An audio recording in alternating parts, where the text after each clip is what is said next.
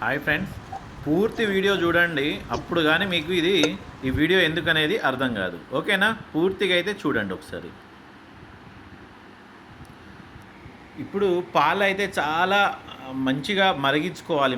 మరిగించుకున్న తర్వాత మామూలు స్టీల్ పాత్రల్లో పెరుగును చేసుకుంటే అంత బాగా ఉండదు టేస్ట్. అందుకనే ఈ మట్టి పాత్రలో అయితే పెరుగుతోడు వేసుకుంటున్నాం అన్నమాట. పాలు అయితే చాలా మరగనివ్వాలి. అందులో మరిగిన తర్వాత పాలు కొద్దిగా వేడి గోరువెచ్చగా ఉన్నప్పుడు మనము పెరుగుతోడు వేసుకోవాలన్నమాట. అయితే ఇప్పుడు చూడండి, ఇంకా మనము ఆ పెరుగుతోడు అనేది అయిపోయిన తర్వాత ఆ పెరుగును మనం మజ్జిగగా చేసుకొని చల్లని మజ్జిగను తయారు చేసుకొని ఈ ఎండాకాలము తాగితే చాలా బాగుంటుంది. శరీరానికి చాలా చలవ అన్నమాట. దాంట్లో రుచిగా ఉండడానికి మనం మిర్చి, తర్వాత అల్లము, పుదీనా, కొత్తిమీర ఇలాంటివి అన్నీ మనము కలుపుకోవచ్చు అన్నమాట.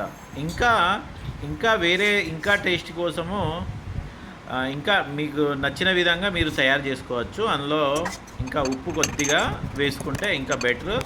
ఒకవేళ ఉప్పు వద్దు అనుకున్న వాళ్ళు మామూలుగా తీపి కోసం ఇంకేదైనా మీకు నచ్చింది వాడుకుంటే ఇంకా బెటర్. ఇప్పుడైతే మనము అవన్నీ కలిపేసుకొని ఒక దాంట్లో దంచేసి మజ్జిగ తయారీలో అయితే వేసుకున్నాము. ఇప్పుడు నీళ్లు కూడా అందులో పోసుకొని ఇంకా కలిపేసుకుంటే చాలా బాగుంటుంది. కాబట్టి మజ్జిగ అయితే ఈ రకంగా నేనైతే తయారు చేసిన ఇంట్లో.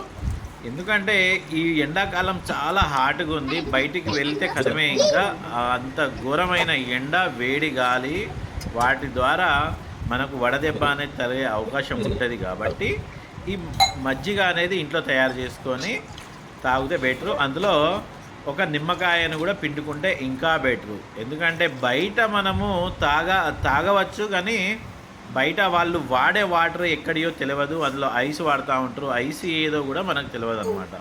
వాటి వలన మనకు హెల్త్ ఇష్యూస్ వచ్చే అవకాశం ఉంటుంది. కాబట్టి టేస్టీగా మజ్జిగను మన ఇంట్లోనే తయారు చేసుకుంటే సూపర్గా ఉంటుంది, హెల్తీకి బాగుంటుంది. అదేవిధంగా ఈ ఎండాకాలంలో అయితే కంపల్సరీ ఈ మజ్జిగ ఈ విధంగా తయారు చేసుకొని తాగితే చాలా బాగుంటుంది మిత్రులారా. మీరు కూడా ట్రై చేయండి. ఓకేనా? బాయ్.